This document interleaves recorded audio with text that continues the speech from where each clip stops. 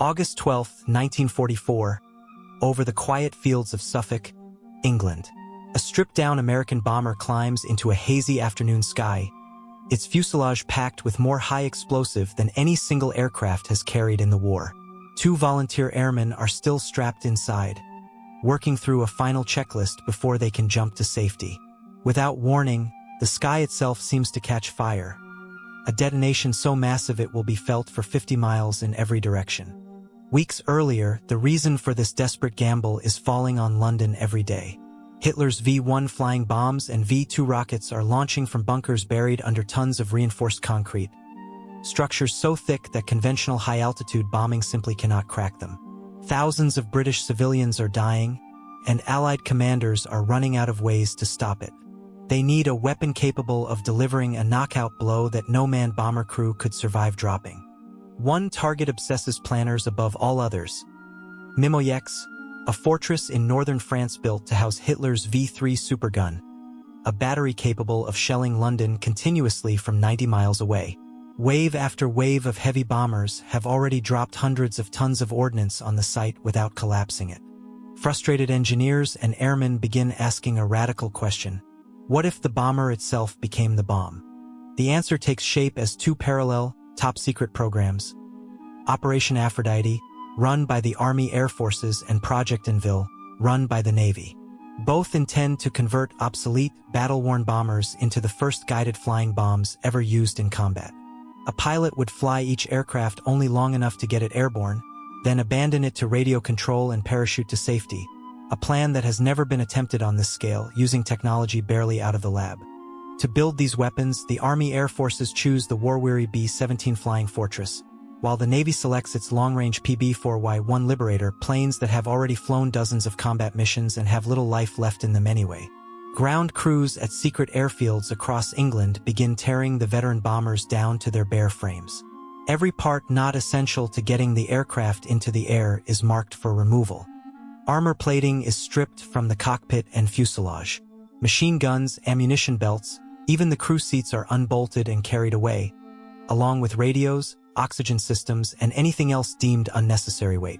In total, nearly 12,000 pounds, 6 tons, is stripped from each aircraft, clearing every possible inch of space for the only cargo that now matters. In its place, ground crews pack up to 22,000 pounds of Torpex, a Navy explosive 50% more powerful than TNT, wedged floor to ceiling through what used to be the bomb bay and fuselage. Crude television cameras, among the earliest ever flown into combat, are bolted into the nose and cockpit to beam a flickering black and white picture back to a control aircraft flying nearby. It is bleeding-edge technology rushed into service months before it is ready. But one problem has no electronic fix. No radio guidance system built in 1944 is reliable enough to get a fully loaded, 30-ton bomber off the runway. A human crew of 2 volunteers must still take each drone into the air by hand, nurse it to altitude, and prepare it for a mission neither of them will finish aboard the plane. The mission profile reads like science fiction. After takeoff, the pilot levels the bomber off at a safe altitude and then, while still strapped inside a flying bomb, manually pulls the arming pins on tons of live Torpex. Only after confirming radio control has been handed off to the mothership circling nearby do the 2 men clip on their parachutes and leap from the aircraft, trusting a machine they can no longer see to finish the job alone. On August 4, 1944, the first Aphrodite drone lifts off from England bound for a V-weapon site in France. Radio interference scrambles the control signal almost immediately, and the flickering television picture gives the operators little to work with. The bomber wanders off course and crashes without ever coming close to its target. A preview of almost everything still to come. Mission after mission follows the same grim pattern in the weeks that follow. German flak batteries tear into the slow-flying control aircraft, static garbles the radio commands at the worst possible moment, and the primitive cameras black out or fail entirely. Drones drift into open fields, plunge into the sea, or simply vanish from contact, and not one manages to strike a hardened V-weapon bunker. Among the volunteers who keep stepping forward despite the mounting failures is Lieutenant Joseph P. Kennedy, Jr., a Navy patrol bomber pilot from one of America's most prominent political families and the older brother of a young naval officer named John F. Kennedy. Joe has already completed a full combat tour and could go home. Instead, eager to match his younger brother's growing wartime reputation, he volunteers for one of the most dangerous assignments in the entire European theater. For the mission, Kennedy is paired with Lieutenant Wilford J.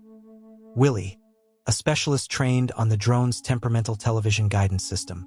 Willie reportedly pulls rank over another officer to secure a seat on the flight, insisting his technical knowledge of the cameras and controls is too valuable to leave on the ground. Neither man has any way of knowing it will be the last mission either of them ever flies. On August 12th, their target is Mimoyex, the same V-3 fortress that has already swallowed hundreds of tons of Allied bombs without collapsing. Ground crews load their PB4Y-1 Liberator with roughly 21,000 pounds of Torpex, more raw explosive power than has ever been flown by two men in a single aircraft. By mid-afternoon, everything is ready at RAF Fursfield for takeoff. Kennedy and Willie lift off and climb out over the Suffolk countryside, following a routine flown more than a dozen times before them. Reach a safe altitude, radio confirmation back to the mothership trailing behind, and begin the sequence of arming the payload. Two separate safety switches have to be thrown, one after another, before the men are cleared to parachute out. At 6:20 in the evening, before ground controllers ever confirm the arming sequence is complete, the aircraft detonates without warning in the open sky over Suffolk. The blast is so violent it knocks people off their feet in the village of Blythburgh below and shatters windows for miles around.